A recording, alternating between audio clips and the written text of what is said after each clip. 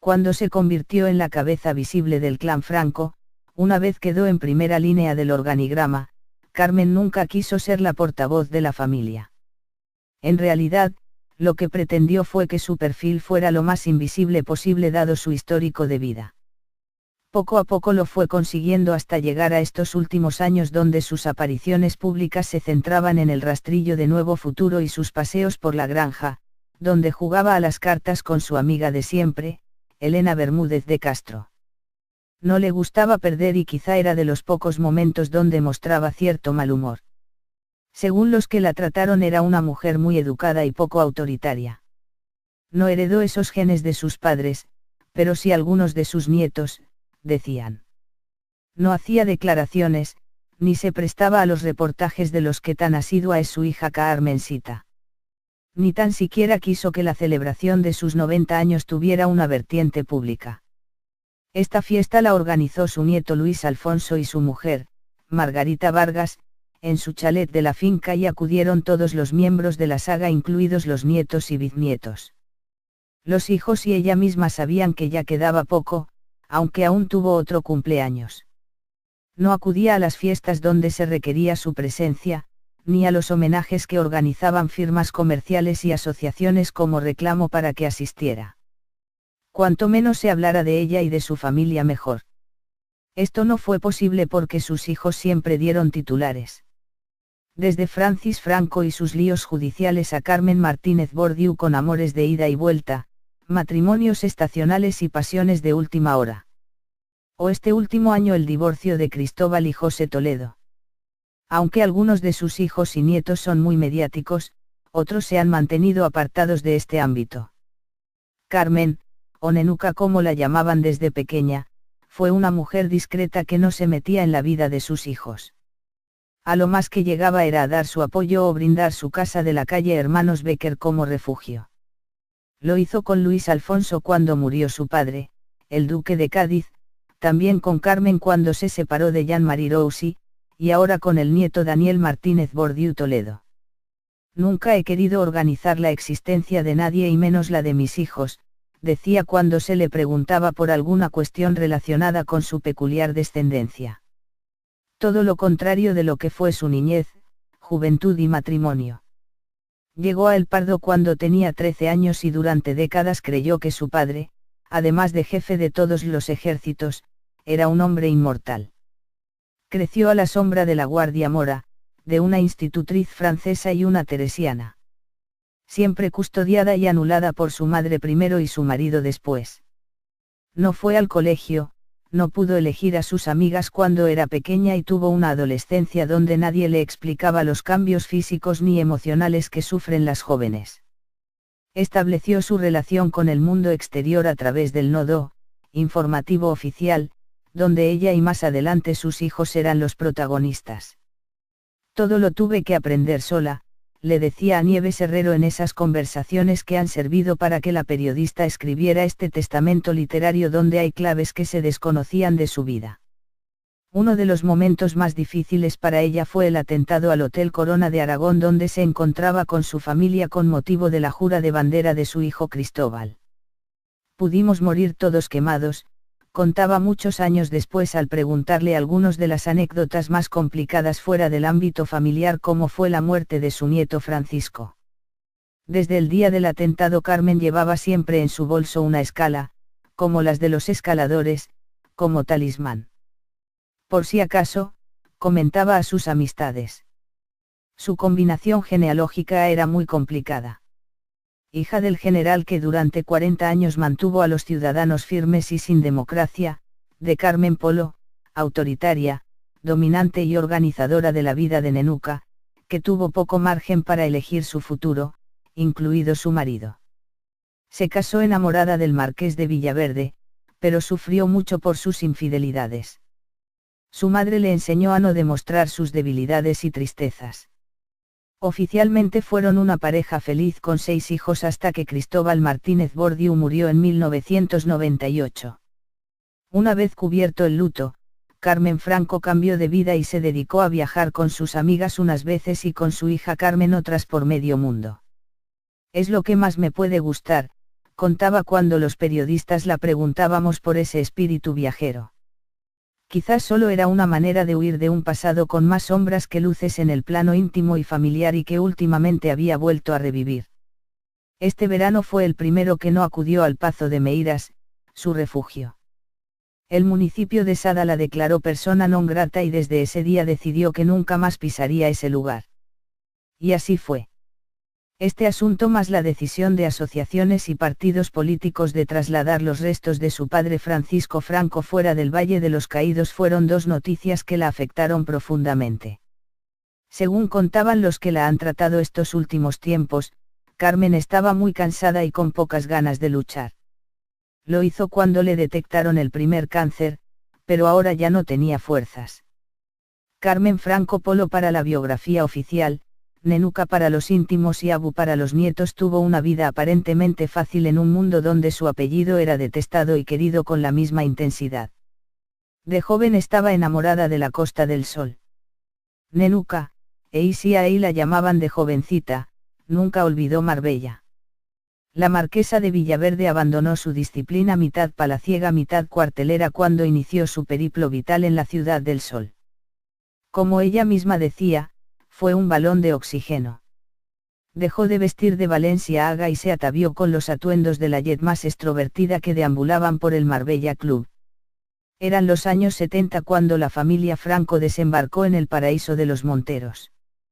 En la misma fecha que Carmen Franco contraía matrimonio en el Palacio de El Pardo, con Cristóbal Martínez Bordiú en 1950, era cuando el financiero Ignacio Coca empezaba a levantar los primeros ladrillos de la urbanización de lujo de los Monteros. Allí en las lomas de la montaña levantó también el complejo de Incosol, lugar que marcaría un antes y un después en la vida de Nenuca y donde fijaría su residencia de verano, la sosegada mansión de los Monteros. La mansión de los Franco en el Dunar de los Monteros era un lugar plácido de recreo. Atrás quedaron para Carmencita los veranos en el Pazo de Meirás, la residencia que los gallegos regalaron a su padre, propiedad de los Pardo Bazán y también los paseítos en el Azor. En Marbella era todo más ella, al fin tenía su propia residencia de vacaciones. Uno de los trabajadores que estuvo al servicio de Carmen Franco, Salvador Martín, con el que ha hablado Vanitatis, explicaba a este portal que era la época de Oropel en la Costa del Sol. Yo me llevaba muy bien con el marqués de Villaverde e incluso tuvimos grandes conversaciones. Construimos su casa en la zona de los Monteros, cuenta este medio. Y añade, doña Carmen, la hija de Franco, mandaba mucho, pero yo me llevaba muy bien con ella y me quería. Pasé mucho tiempo allí, recuerda Salvador. En el año 1973, Francisco Franco estuvo en Marbella para la inauguración de la clínica de salud de su yerno el marqués de Villaverde. Ese día, los que estuvieron allí recuerdan lo espectacular que brillaba Nenuca, entonces éramos todos muy jóvenes, sonríe Salvador, y todo se veía de otra manera. La duquesa parecía sacada de un cuadro de Romero de Torres. De esa época Salvador guarda aún en su memoria que hasta llegó a ver al caudillo con sus nietos jugando a las cometas por la playa. Iba con pantalón corto y tenía las piernas muy delgaditas. Le gustaba dormir en un sótano inmenso que hicimos en la parte de debajo de la casa, para estar fresquito y que no le diera la luz. Su hija Carmen le veía siempre como un personaje. Le adoraba. Lo cierto es que el declive de los 70 años en que los Franco quedaron relegados a un segundo lugar con la muerte del caudillo, también pasó factura a Nenuca. Un ejemplo de esto fue el de la duquesa de Alba, que siempre presumió en vida de que ninguno de los Franco había pisado sus propiedades. En Marbella eran muy sonadas las fiestas que Cayetana celebraba en las cañas y Nenuca nunca fue invitada. La marquesa de Villaverde tuvo que consolarse con otros nombres anónimos y afines en su día al régimen, como Neneta Madrigal, hija del ministro Nieto Antúnez, Carmela López o Margarita Orfila. Con ellas ha compartido la afición de las cartas y su pasión por el brigde. Más considerado con ella fue el rey de la jet, Jaime de Mora. Su hermana Fabiola, que en tiempos de la dictadura se casó con el rey de Bélgica Balduino, fue agasajada por la madre de Carmen y tratada con mucho boato por ser la primera dama en España que, en ese tiempo, llevaba a los españoles a la corte europea. Y eso Jaime nunca lo olvidó. Todos recuerdan en Marbella cómo él y su esposa siempre tuvieron un trato grato con Nenuca.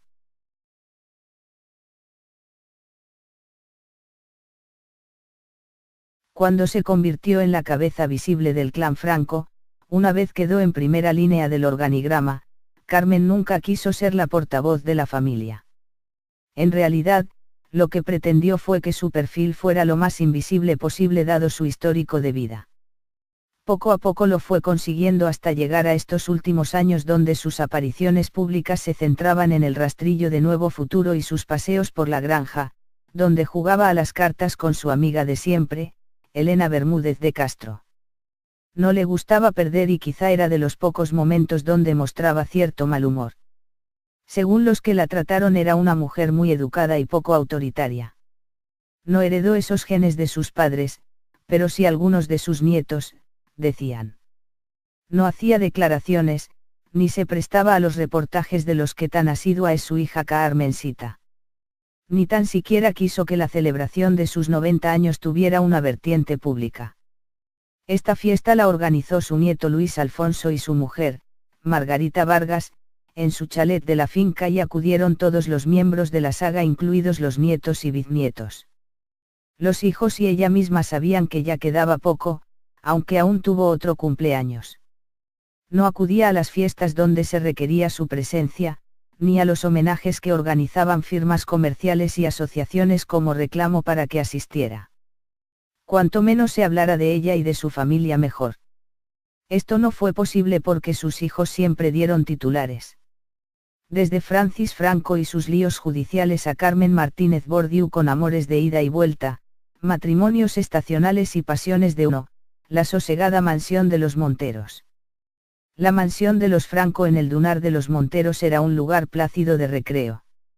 Atrás quedaron para Carmencita los veranos en el Pazo de Meirás, la residencia que los gallegos regalaron a su padre, propiedad de los Pardo Bazán y también los paseítos en el Azor. En Marbella era todo más ella, al fin tenía su propia residencia de vacaciones. Uno de los trabajadores que estuvo al servicio de Carmen Franco, Salvador Martín, con el que ha hablado Vanitatis, explicaba a este portal que era la época de Oropel en la Costa del Sol. Yo me llevaba muy bien con el marqués de Villaverde e incluso tuvimos grandes conversaciones. Construimos su casa en la zona de los Monteros, cuenta este medio. Y añade, doña Carmen, la hija de Franco, mandaba mucho, pero yo me llevaba muy bien con ella y me quería. Pasé mucho tiempo allí, recuerda Salvador. En el año 1973, Francisco Franco estuvo en Marbella para la inauguración de la clínica de salud de su yerno el marqués de Villaverde. Ese día, los que estuvieron allí recuerdan lo espectacular que brillaba Nenuca, entonces éramos todos muy jóvenes, sonríe Salvador, y todo se veía de otra manera. La duquesa parecía sacada de un cuadro de Romero de Torres. De esa época Salvador guarda aún en su memoria que hasta llegó a ver al caudillo con sus nietos jugando a las cometas por la playa. Iba con pantalón corto y tenía las piernas muy delgaditas. Le gustaba dormir en un sótano inmenso que hicimos en la parte de debajo de la casa, para estar fresquito última hora. O este último año el divorcio de Cristóbal y José Toledo.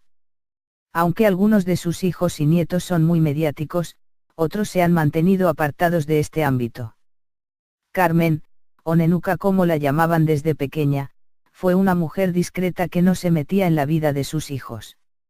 A lo más que llegaba era a dar su apoyo o brindar su casa de la calle Hermanos Becker como refugio. Lo hizo con Luis Alfonso cuando murió su padre, el duque de Cádiz, también con Carmen cuando se separó de Jean-Marie Roussy, y ahora con el nieto Daniel Martínez Bordiú Toledo. Nunca he querido organizar la existencia de nadie y menos la de mis hijos, decía cuando se le preguntaba por alguna cuestión relacionada con su peculiar descendencia. Todo lo contrario de lo que fue su niñez, juventud y matrimonio. Llegó a El Pardo cuando tenía 13 años y durante décadas creyó que su padre, además de jefe de todos los ejércitos, era un hombre inmortal. Creció a la sombra de la Guardia Mora, de una institutriz francesa y una teresiana. Siempre custodiada y anulada por su madre primero y su marido después. No fue al colegio, no pudo elegir a sus amigas cuando era pequeña y tuvo una adolescencia donde nadie le explicaba los cambios físicos ni emocionales que sufren las jóvenes. Estableció su relación con el mundo exterior a través del nodo informativo oficial, donde ella y más adelante sus hijos eran los protagonistas. Todo lo tuve que aprender sola, le decía a Nieves Herrero en esas conversaciones que han servido para que la periodista escribiera este testamento literario donde hay claves que la declaró persona non grata y desde ese día decidió que nunca más pisaría ese lugar. Y así fue. Este asunto más la decisión de asociaciones y partidos políticos de trasladar los restos de su padre Francisco Franco fuera del Valle de los Caídos fueron dos noticias que la afectaron profundamente. Según contaban los que la han tratado estos últimos tiempos, Carmen estaba muy cansada y con pocas ganas de luchar. Lo hizo cuando le detectaron el primer cáncer, pero ahora ya no tenía fuerzas. Carmen Franco Polo para la biografía oficial, Nenuca para los íntimos y Abu para los nietos tuvo una vida aparentemente fácil en un mundo donde su apellido era detestado y querido con la misma intensidad. De joven estaba enamorada de la Costa del Sol. Nenuca, y ahí la llamaban de jovencita, nunca olvidó Marbella. La marquesa de Villaverde abandonó su disciplina mitad palaciega mitad cuartelera cuando inició su periplo vital en la Ciudad del Sol. Como ella misma decía, fue un balón de oxígeno. Dejó de vestir de Valenciaga y se atavió con los atuendos de la jet más extrovertida que deambulaban por el Marbella Club. Eran los años 70 cuando la familia Franco desembarcó en el paraíso de los Monteros. En la misma fecha que Carmen Franco contraía matrimonio en el Palacio de El Pardo, con Cristóbal Martínez Bordiú en 1950, era cuando el financiero Ignacio Coca empezaba a levantar los primeros ladrillos de la urbanización de lujo de los Monteros. Allí en las lomas de la montaña levantó también el complejo de Incosol, lugar que marcaría un antes y un después en la vida de Nenuca y donde fijaría su residencia de verano. Conocían de su vida. Uno de los momentos más difíciles para ella fue el atentado al Hotel Corona de Aragón donde se encontraba con su familia con motivo de la jura de bandera de su hijo Cristóbal. Pudimos morir todos quemados, contaba muchos años después al preguntarle algunas de las anécdotas más complicadas fuera del ámbito familiar como fue la muerte de su nieto Francisco. Desde el día del atentado Carmen llevaba siempre en su bolso una escala, como las de los escaladores, como talismán. Por si acaso, comentaba a sus amistades. Su combinación genealógica era muy complicada. Hija del general que durante 40 años mantuvo a los ciudadanos firmes y sin democracia, de Carmen Polo, autoritaria, dominante y organizadora de la vida de Nenuca, que tuvo poco margen para elegir su futuro, incluido su marido. Se casó enamorada del marqués de Villaverde, pero sufrió mucho por sus infidelidades. Su madre le enseñó a no demostrar sus debilidades y tristezas. Oficialmente fueron una pareja feliz con 6 hijos hasta que Cristóbal Martínez Bordiú murió en 1998. Una vez cubierto el luto, Carmen Franco cambió de vida y se dedicó a viajar con sus amigas unas veces y con su hija Carmen otras por medio mundo. Es lo que más me puede gustar, contaba cuando los periodistas la preguntábamos por ese espíritu viajero. Quizás solo era una manera de huir de un pasado con más sombras que luces en el plano íntimo y familiar y que últimamente había vuelto a revivir. Este verano fue el primero que no acudió al Pazo de Meirás, su refugio. El municipio de